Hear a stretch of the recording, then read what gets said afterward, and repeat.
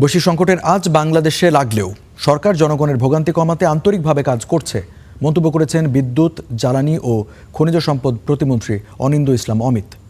আগামী ২৭ এপ্রিল যশোরে আসছেন প্রধানমন্ত্রী তারেক রহমান। তার সফর ঘিরে বিভিন্ন প্রকল্পের উদ্বোধন স্থল পরিদর্শন করেন প্রতিমন্ত্রী।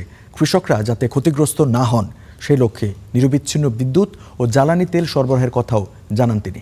প্রধানমন্ত্রীর যশোর সফরের মাধ্যমে গত ১৭ বছরের থমকে যাওয়া উন্নয়নের চাকা ফের সচল হবে বলেও মন্তব্য করেন প্রতিমন্ত্রী। যশোরবাসীর জন্য আনন্দের উপলক্ষ হয়ে আসছে আগামী ২৭শে এপ্রিল মাননীয় প্রধানমন্ত্রী আমাদের প্রিয় নেতা তারেক রহমান যশোরে আসছেন।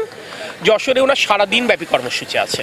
মাননীয় প্রধানমন্ত্রীর যশোর আশাকে উপলক্ষ করে শুধু উলসী খাল পুনঃখনন না, শুধু ৫০০ শয্যা বিশিষ্ট মেডিকেল কলেজ হাসপাতালে ভিত্তিপ্রস্তর স্থাপন না, এই মাননীয় প্রধানমন্ত্রী আশাকে কেন্দ্র করে আমরা যশোরের উন্নয়নের চাকাকে আবার সচল করতে চাই। আমরা তার জন্য আসলে মূলত প্রস্তুতি গ্রহণ করছি।